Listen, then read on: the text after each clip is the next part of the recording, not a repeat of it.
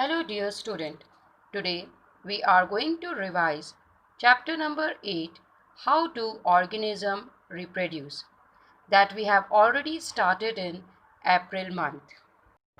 So let us start with what is reproduction. As you know, it is an integral feature of all living beings.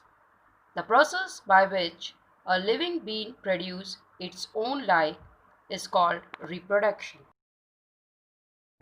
There are two main types of reproduction, asexual and sexual.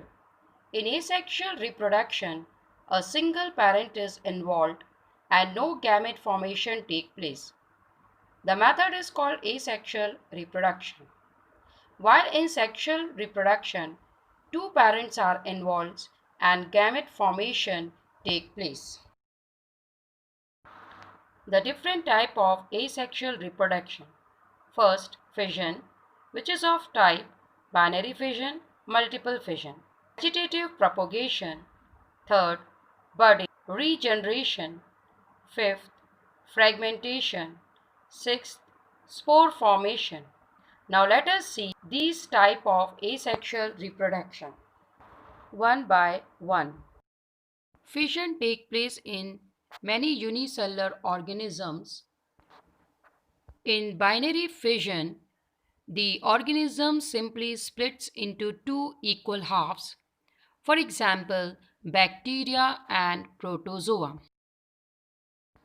Other single-celled organisms, such as the malarial parasite, Plasmodium, divides into many daughter cells simultaneously by multiple fission.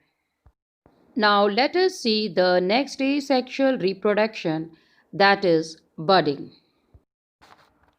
Organisms such as Hydra use regenerative cells for reproduction in the process of budding. In Hydra, a bud develops as an outgrowth due to repeated cell division at one specific site.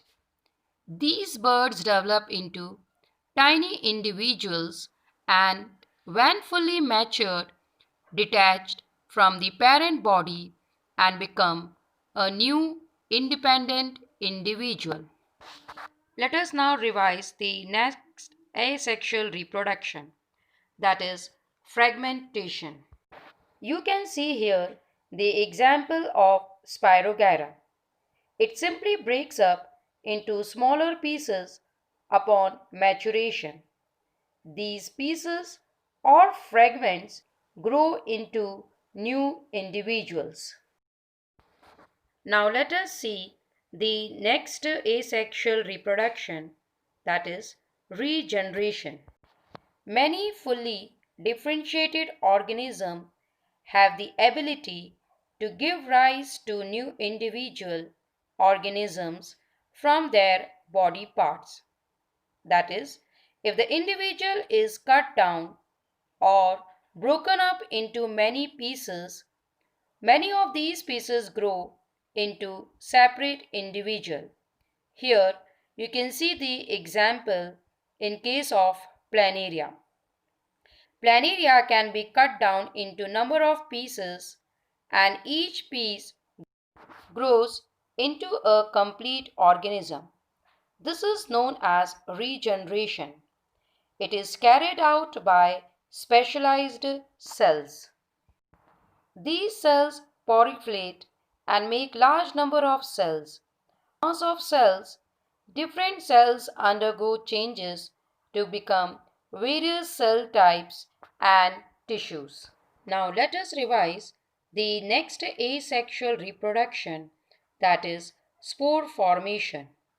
Most of the fungi, bryophytes and pteridophytes reproduce by this method. Spores are produced in special spore-bearing organs called sporangium. When spores mature, the sporangium bursts open to release them. Now let us see the next asexual reproduction, that is vegetative propagation. Vegetative propagation is a special case, as it happens in higher plants which otherwise have the capacity to grow, to reproduce sexually. When a vegetative part like root, stem, and leaves of a flowering plant reproduces a new plant. Here are some examples of asexual reproduction in plant. You can see here that the vegetative part, root, stems, and leaves are giving rise to new individuals.